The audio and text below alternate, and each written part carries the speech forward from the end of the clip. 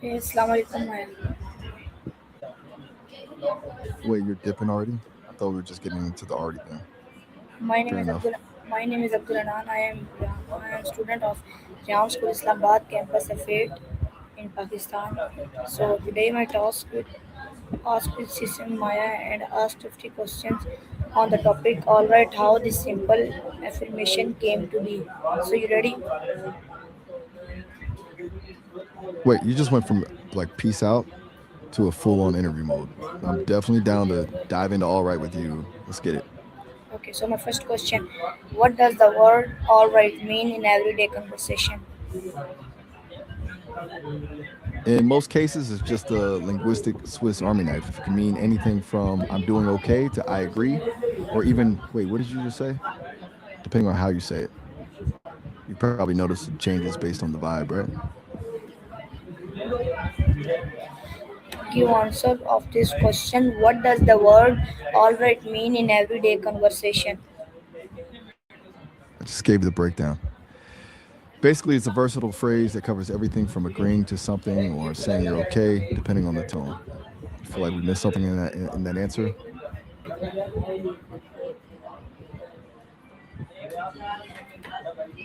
So my next question: where did the expression "all right" originally come from?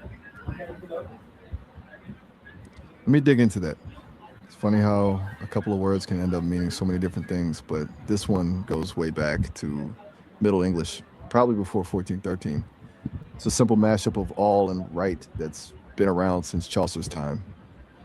Interestingly, the one word all right didn't even show up until mid 1800s, and Mark Twain actually gets credit for using it in the story. You'd think you use the formal version or the one word shortcut more often. My next question: is "all right" considered correct English by all language experts? Nah, it's a bit of a battleground. Prescriptivists, the ones who love the rules, generally say all right is the only way to go. But descriptivists who look at how people actually talk are totally. I can't see any videos. I'm just a voice in your ear, remember? So my next question: when did people begin writing "all right" as one word? That actually ties back to what I just mentioned. Mark Twain is the guy who really put all right on the map back in 1865 in one of his stories. Before that, it was almost always two separate words. You think Twain was just trying to be a rebel with his spelling? Why do some teachers prefer "all right" instead of "all right"? It's all about the rules. Teachers usually stick to the standard, and all right is the formal gold standard. Using all right can feel a bit too casual or even wrong to someone who's spent their whole life grading papers by the book. Okay, so my next question is: when did people begin writing "all right" as one word? We actually just touched on this. Mark Twain's the one who gets the credit for that back in 1865. Before him, it was pretty much always two words. You're asking about the timing of all right again, or are you just checking to see if I'm still with you? I'm still here, just keeping pace with your 50 questions. How What's has next on the list? yes? How has the meaning of "all right" changed over time? It's evolved into this kind of universal placeholder.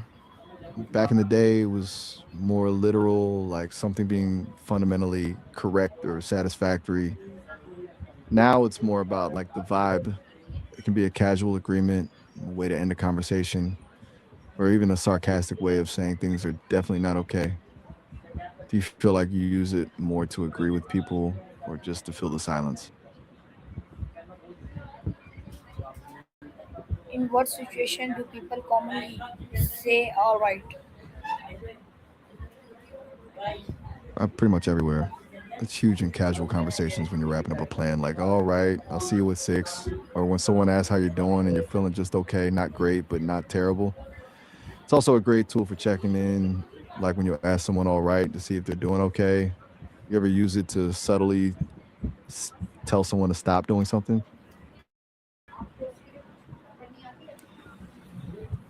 What role does tone of voice play when saying "all right"? It's everything. Tone is the difference between a genuine "I'm okay" and a sarcastic "Oh, sure, everything is just great."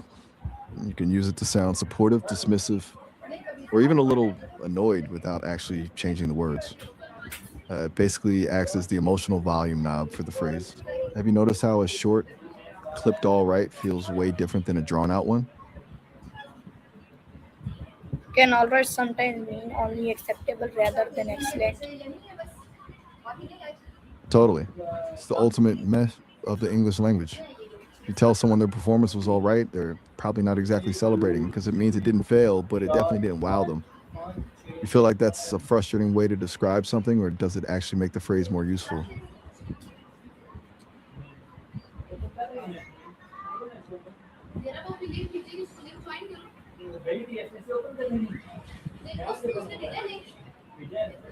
How is alright used in British English compared to American English? The Brits really lean into it as like a greeting. In the UK, you'll hear "all right" used as a way of saying hello or how's it going, and the expected answer is often just all right back. In the US, it's more of a confirmation or an agreement. It's less of a greeting and more of a way to say got it or okays or we're. Do you think a greeting that doesn't really require a real answer is a bit lazy or just efficient? Why has the spelling debate lasted for so long?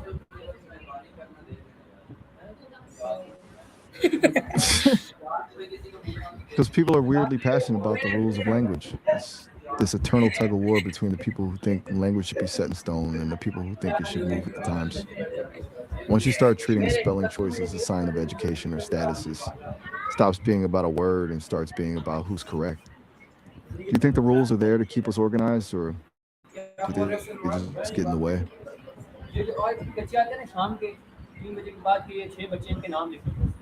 What do modern dictionaries say about alright? They've most challenge accepted. Most dictionaries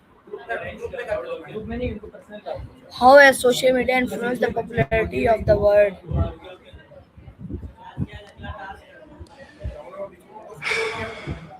social media is basically the fast track for all right to take over. Everything is about speed and vibes online, so the one word version just fits the flow better. Stripped away the formality that dictionaries are still arguing about. Do you think the way we type on a phone actually changes how we think about the words we use?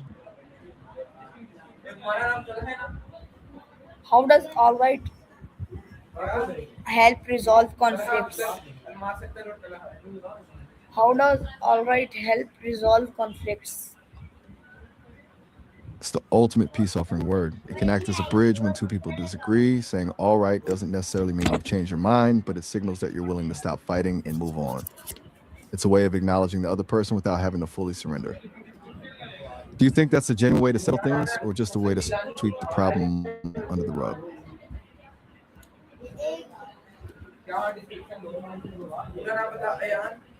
How does context affect the meaning of the word? It's everything. Context is the lens that changes the whole meaning. Like if you're at a job interview and you say all right after a tough question, it sounds like you're just trying to keep it together. But if you're with friends and say all right, it's just a chill confirmation. The same two words can sound like a victory or a total defeat depending on where you are and who you're talking to. Think you're more of a literal person or do you read between the lines a lot? Can alright be both a question? Can alright be both a question or statement? Not totally sure I follow. Are you asking if you can write down the questions we've been talking about or if you're asking about how to phrase your next one? The next question is: are there regional accents that change how the word sounds? Oh, for sure. Accents completely change the flavor of it. Like in a thick New York accent, it can sound almost like all right, where the O just disappears. Then you've got the southern US drawl where it's stretched out and feels way more relaxed. Even the way the rhythm hits in a Caribbean accent gives it a totally different energy. Do you think the way someone sounds when they say a word changes how much you trust what they're saying? So my next question: can always strengthen social connections or not? It definitely can. It's like a social lubricant.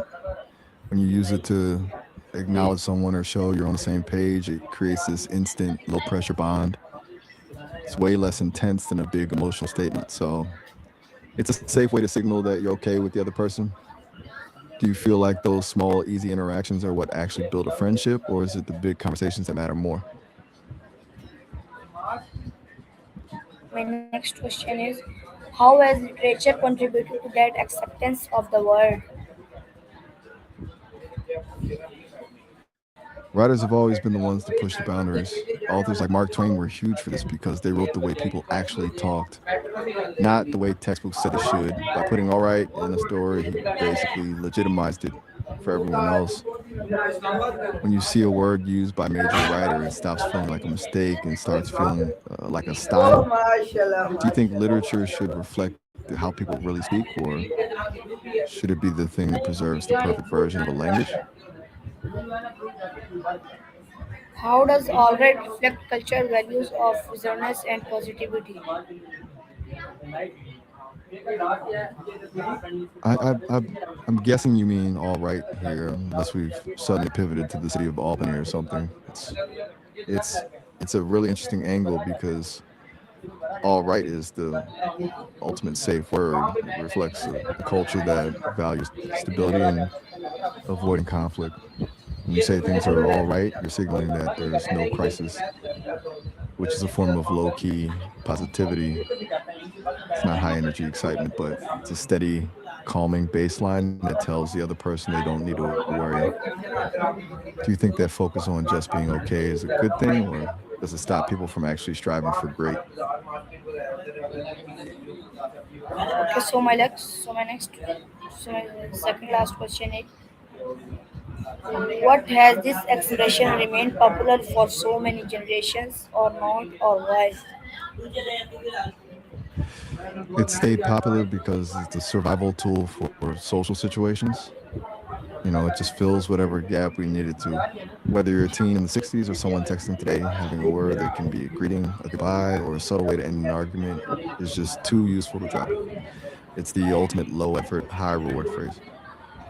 Do you think we'll eventually replace it with something even shorter, like just a sound or an emoji?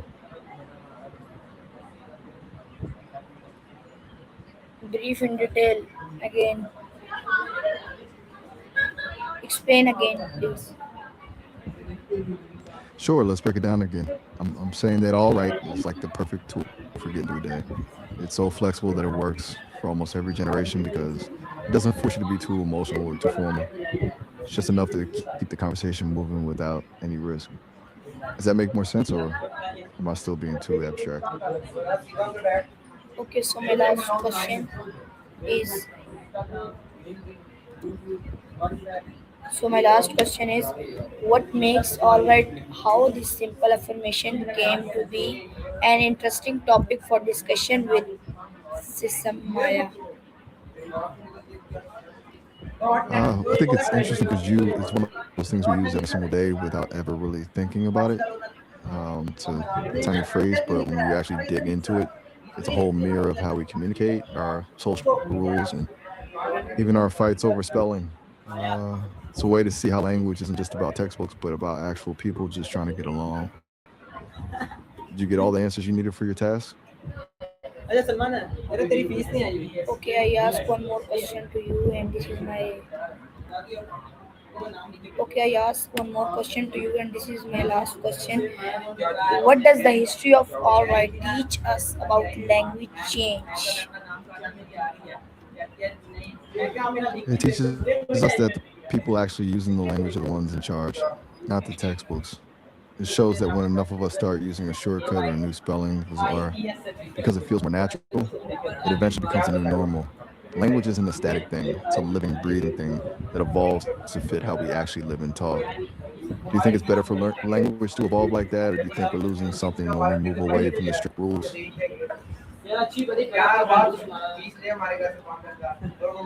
Okay, thank you for answering all questions. So my task is over. Have a nice day. Goodbye.